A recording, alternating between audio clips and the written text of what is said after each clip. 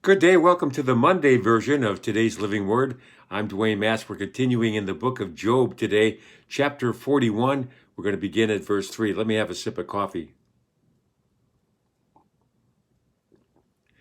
God is speaking to Job here, and he says, "Will he make many supplications to you?" Speaking of Leviathan. "Will he speak softly to you? Will he make a covenant with you? Will you take him as a servant forever? Will you play with him as with a bird?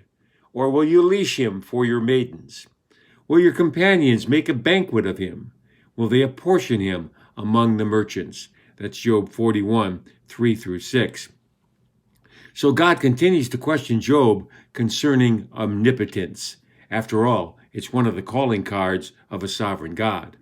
If Job could exercise this kind of control over this monster of the deep, who is a type of Satan, then Job may have a leg to stand on as he complains to God. But we all must admit only God has this kind of control over Leviathan, over Satan.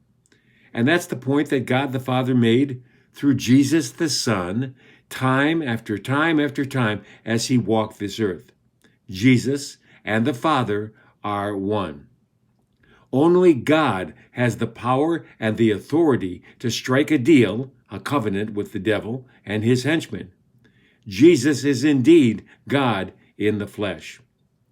Now, this part of Job was illustrated for us in an incident between Legion and Jesus, which is found in Mark 5, 1 through 13. Now, it's a little bit lengthy, okay? But I want you to notice the similarities between these verses from Job and Jesus' encounter with the demoniac. Then they came to the other side of the sea, to the country of the Gadarenes.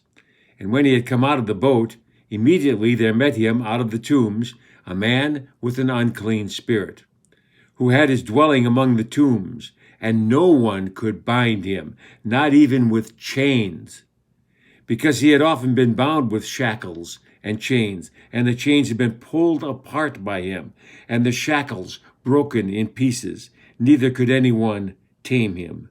And always, night and day, he was in the mountains and in the tombs, crying out and cutting himself with stones. Chains of iron could not hold this demoniac, but Jesus comes along and tames him to the point that little children and maidens could put him on a string and play with him like a bird. When he saw Jesus from afar, he ran and worshipped him. And he cried out with a loud voice and said, "What have I to do with you, Jesus, Son of the Most High God? I implore you by God that you do not torment me."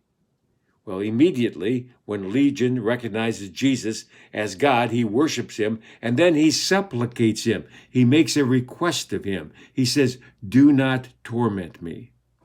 For he said to him, "Come out of the man, unclean spirit." Then he asked him, "What is your name?" And he answered, saying, "My name is Legion, for we are many." Now, the demoniac doesn't scream the answer this time. He softly replies, "My name is Legion, for we are many." Also, he begged him earnestly that he would not send him out of the country. Now, a large herd of swine was feeding there near the mountains. So all the demons begged him, saying, "Send us to the swine that we may enter him." And at once Jesus gave them permission. What happens here?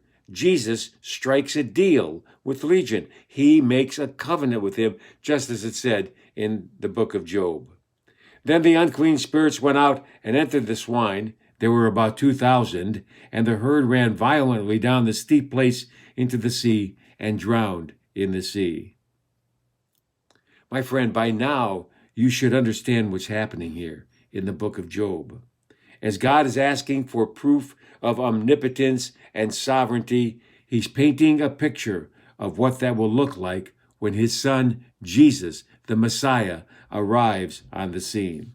The same criteria that he is demanding of Job will be met in all cases by his son, Jesus, proving that Jesus is sovereign, all-powerful, and God in the flesh. May the Holy Spirit reveal that truth to you today so that you will make the confession of Peter. when Jesus asked him, "Who do you say I am?" And Peter replied, "You are the Christ, the Son of the living God." The proof is in this, dare I say, prophetic portion of the book of Job. I'm Dwayne Matz, and that's today's Living Word.